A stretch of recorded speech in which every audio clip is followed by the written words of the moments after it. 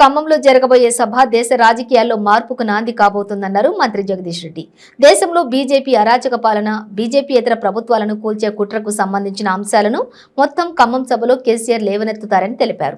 ఇక దేశ ప్రజల ఆకాంక్షలకు అనుగుణంగానే బీఆర్ఎస్ పార్టీ ఆవిర్భవించిందని, మోడీని గద్దదించే సత్తా ఒక్క కేసీఆర్కే ఉందని హాట్ కామెంట్స్ చేశారు.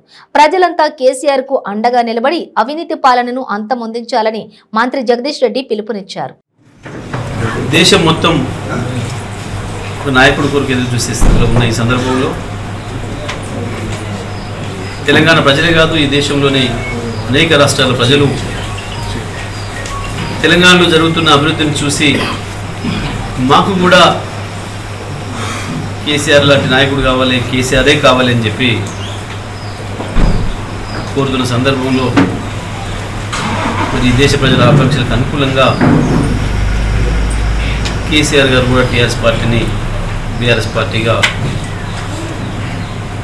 మార్చి ఈ దేశ ప్రజలకు నాయకత్వం వహించాల్సిన అవసరం ఉంది. ఇటువంటి సందర్భంలో దేశంలో ఏం జరుగుతుంది, బీజేపీ ఇచ్చిన మాటను ఎట్లా తప్పుతుంది, ఇతర ప్రభుత్వాలు చేస్తున్న అభివృద్ధిని ఎట్లా ఆటంకపరుస్తుంది,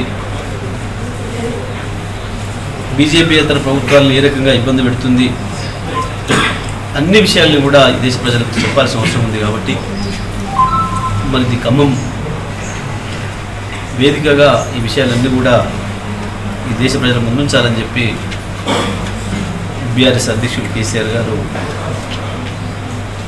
ప్రయత్నం ప్రారంభించారు. ఖమ్మం సభ దేశ రాజకీయాల్లో మార్పుకు నాంది కాబోతుంది.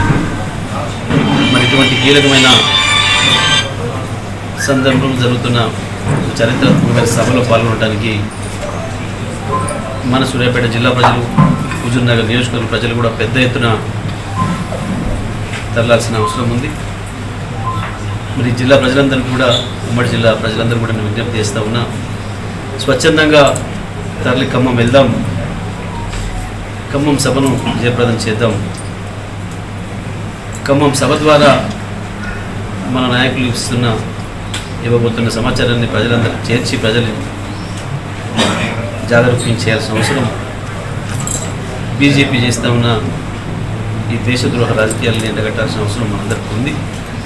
కాబట్టి పెద్ద ఎత్తున